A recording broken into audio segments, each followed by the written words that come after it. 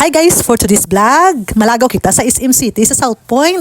Kay tungod, espesyal ang adlaw nga ini, tungod birthday sang inyong lingkod. Madagdagan na naman ang ating edad pero ang ating isip, baw, gabi na bata. At dahil nga kaarawan ko, pinakain kami ni Sugar Daddy sa Vikings. At dahil nga sa sobrang excited namin na kumain dito sa Vikings, napaaga ang dating namin, ayan, ang daming pila. Hindi pa naka-open. Buti na lang, may bookings na kami. 3 days or 4 days before, nagpabook na kasi ako sa Vikings. Kaya ayan, dire-diretso na kami kasi nga, meron na kaming reservation table. Kung gusto nyo nga pala kumain dito sa Vikings, dapat magpa-reserve na kayo kasi kapag wala kayong reservation, naku, baka maubusan kayo ng table.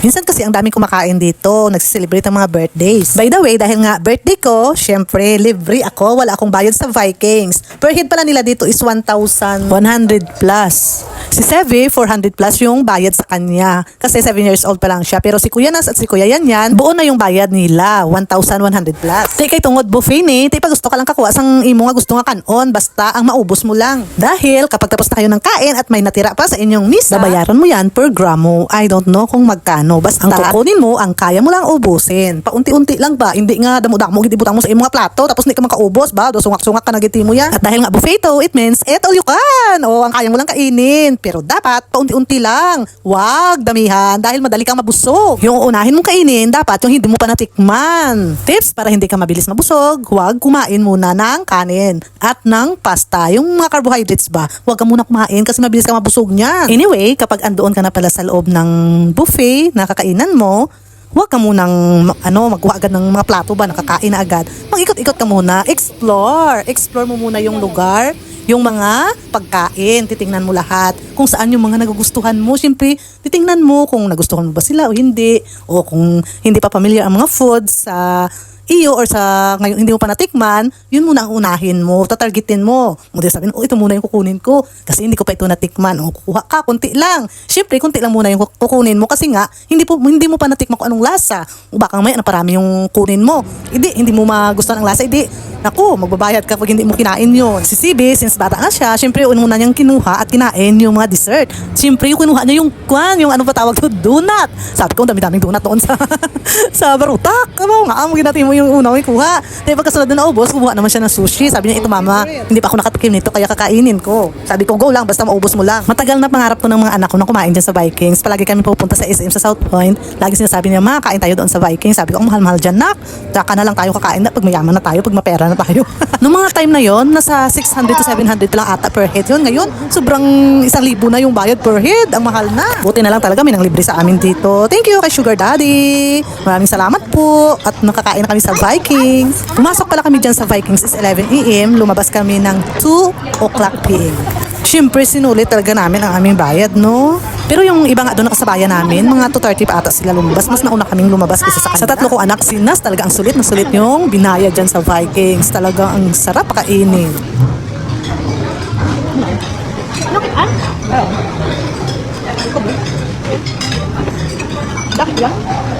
Hello. Ito yung chocolate.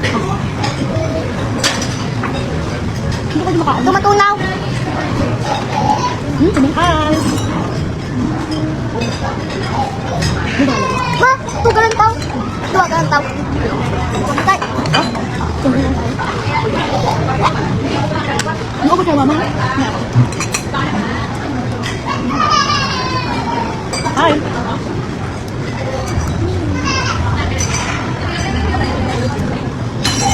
Donut. Puro gantaw.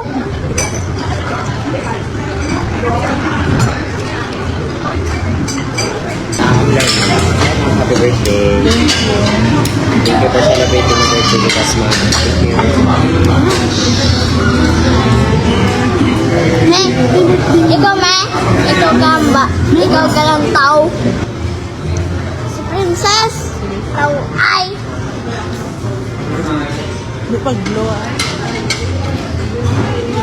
Nakakatuwa nga at may pa-cake pa itong si Vikings sa mga birthday celebrant na kumain dyan sa kanilang luxury buffet.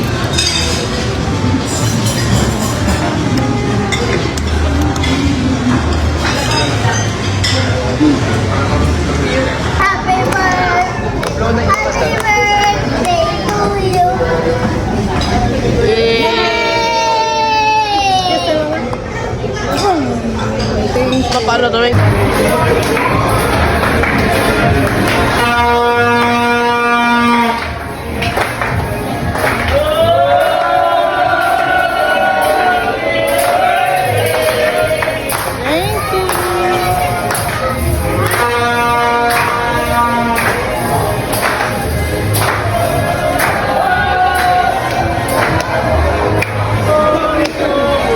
Pwede ka to kasok-sok karo kang mag-picture. Wala ba nagtawag lang? Ginkat ko ano.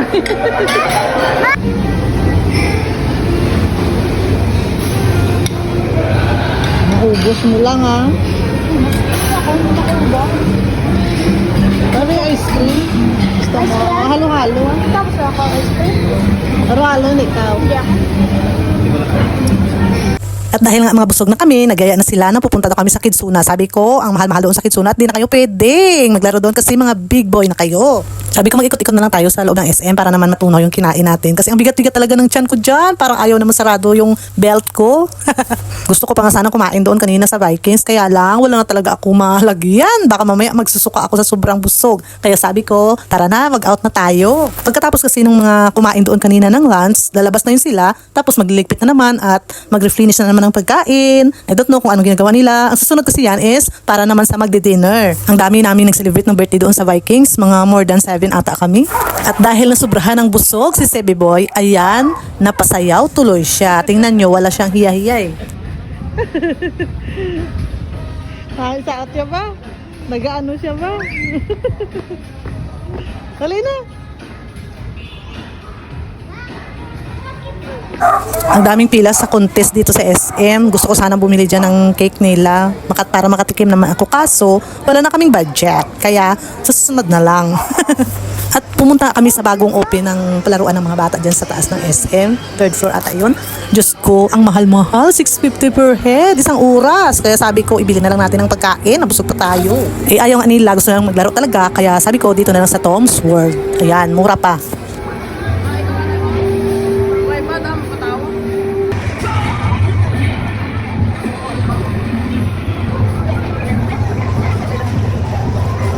Ayan si CB Boy, sumakay siya sa VR, naghunt din siya ng mga dinosaurs. 3D yung sa ano niya, yung nakalagay diyan sa may head niya, sa mata niya. Bali, parang nandyan ka lang sa area ng mga dinosaurs. Sabi niya natakot nga na siya nung sa tubig na baka daw malunod siya.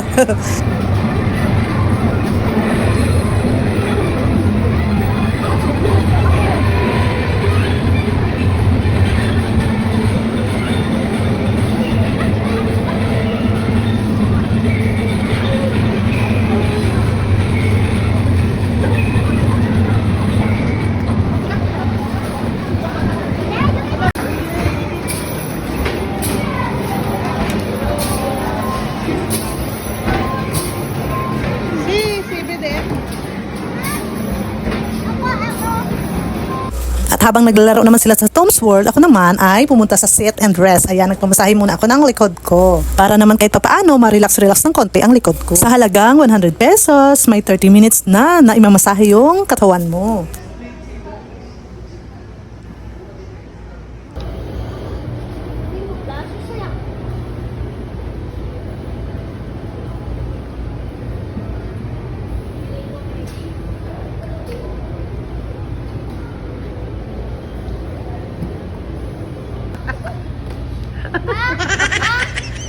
Dolit sa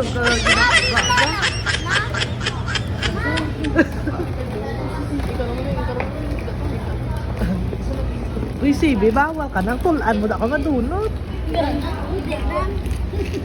Yung bulus-bulusan nila.